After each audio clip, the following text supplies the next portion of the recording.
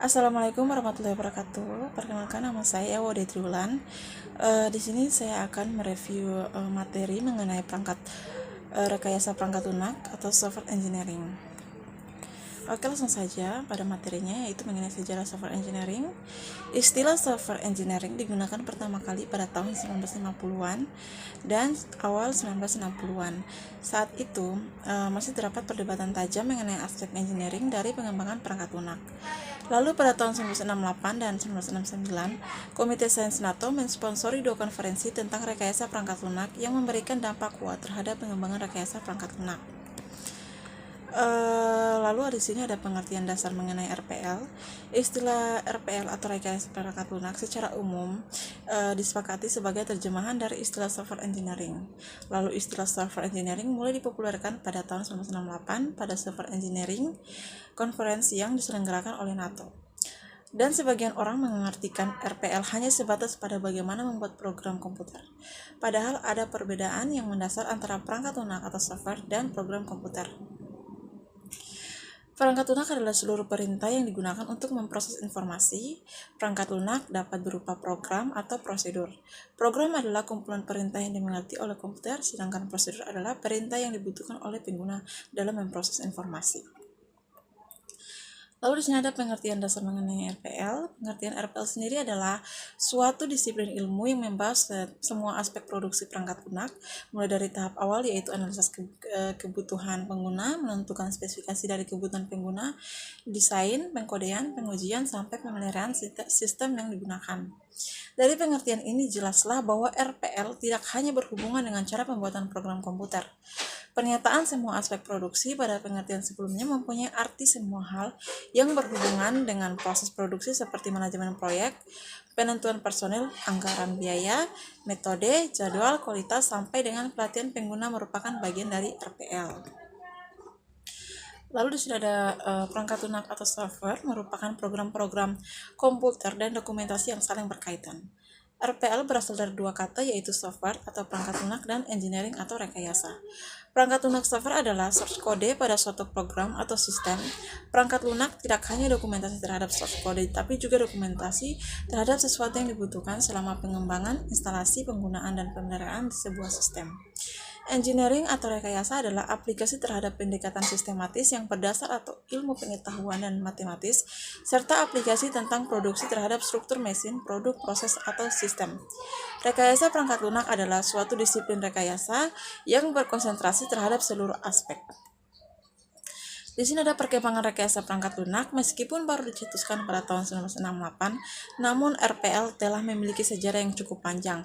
Dari sisi disiplin ilmu, RPL masih relatif muda dan akan terus berkembang. Arah perkembangan yang saat ini sedang dikembangkan antara lain meliputi tahun 1940 kejadian komputer pertama yang membolehkan pengguna menulis kode program langsung.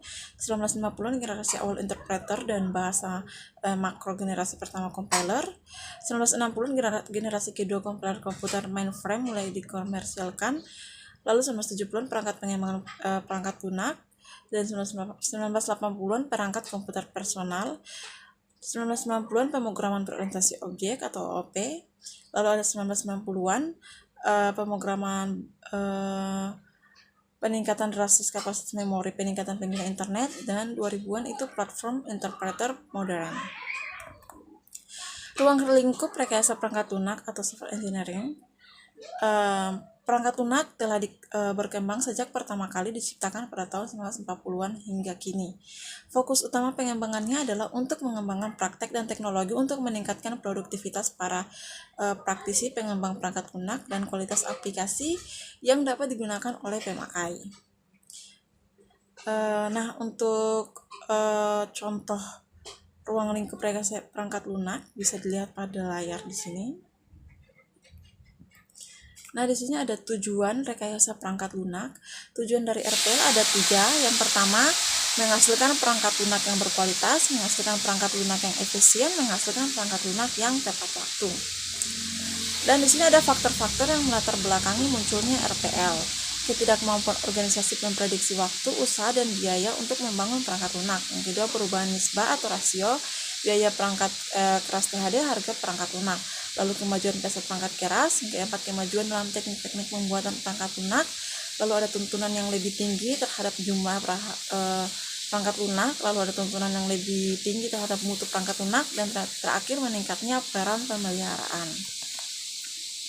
Rekayasa perangkat lunak dan disiplin ilmu lain, cakupan ruang lingkup yang cukup luas membuat RPL sangat terkait dengan disiplin dengan bidang ilmu lain.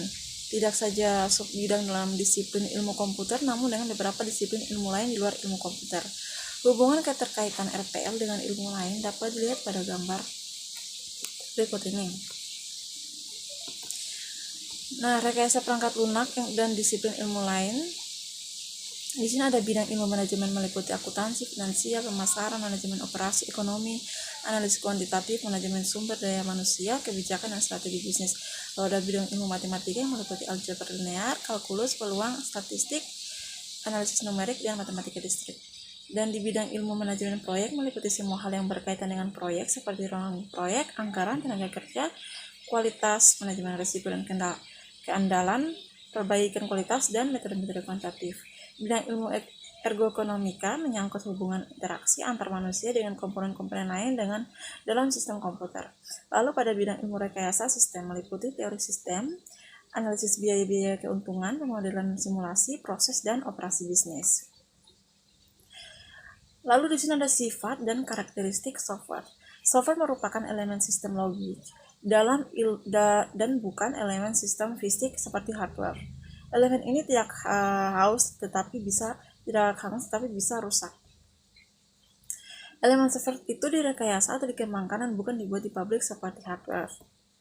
Nah, di sini ada hardware manufactured.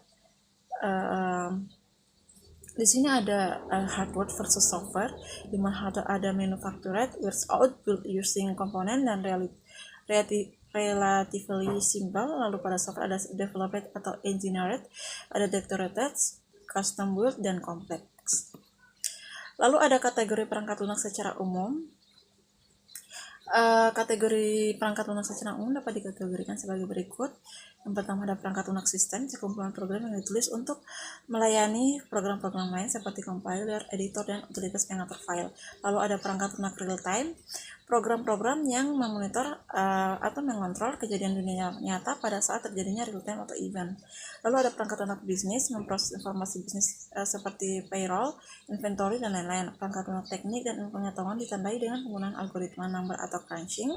Dan pada embedded software produk yang ada dalam read-only memory dan dipakai untuk mengontrol hasil dan sistem untuk keperluan konsumen dan pasar industri. Lalu ada perangkat lunak komputer personal sesuai kebutuhan personal seperti pengelola kata, angka, dan manajemen database. Lalu ada perangkat lunak kecerdasan buatan menggunakan algoritma non-numeris untuk memecahkan masalah kompleks yang tidak sesuai untuk perhitungan atau analisis secara langsung. Di sini ada tipe-tipe software. Yang pertama sistem software, lalu ada application software, dan engineering and scientific software. Lalu di sini ada embedded software, product line software, web application, web APPS, ada artificial intelligence software. Mungkin untuk penjelasan dari tipe-tipe software ini, pada sistem software sekumpulan program yang ditulis untuk melayani atau menunjang program lainnya. Lalu untuk application software, program stand on alone yang digunakan untuk menyelesaikan kebutuhan bisnis tertentu. Dan engineer and scientific software itu dicirikan dengan algoritma numerik. Lalu pada embedded software, software yang disimpan dalam memori tetap atau ROM yang digunakan untuk mengontrol fungsi sebuah produk. Pada produk line software yang dirancang untuk menyediakan kemampuan khusus yang dapat digunakan oleh banyak user yang berbeda. Dan pada web application, software yang berpusat pada jaringan. Software ini menyajikan informasi berupa teks atau grafik. Lalu yang terakhir pada artificial intelligence software yang banyak menggunakan algoritma non-numerik dalam memecahkan masalah kompleks yang tidak dapat dianalisis dengan komputer biasa. Oke, mungkin itu saja yang bisa saya jelaskan. Lebih dan kurangnya mohon dimaafkan. Billahi taufiq wal hidayah. Wassalamualaikum warahmatullahi wabarakatuh.